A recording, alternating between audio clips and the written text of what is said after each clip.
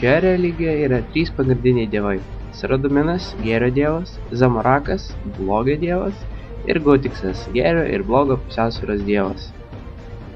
Atsiradimo istorija. Sakoma, iš pradžių Gutiksas sukūrė žemę ir išvyko. Žemėje Zamarakas pradėjo skleisti blogį, o Saradominas siekė blogį sustabdyti. Ir taip prasidėjo dievų karas. Tačiau grįžęs Gutiksas sustabdė karą ir žemėje įsiviešpatavo taika. Palyginimas su krikščionybė. Krikščionybėje yra tik vienas dievas, o šioje religijoje jie yra net 3.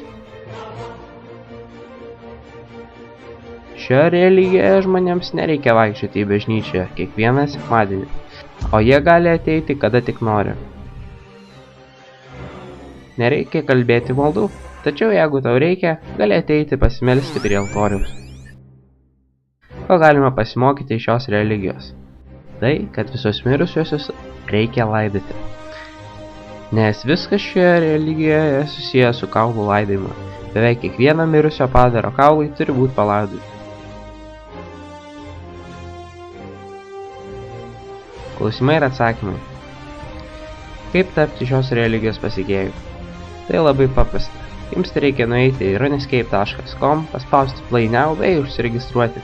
Tuomet nuspręsti, kokio dievo pasekėjai tu nori būti ir toliau viską suprasti patys.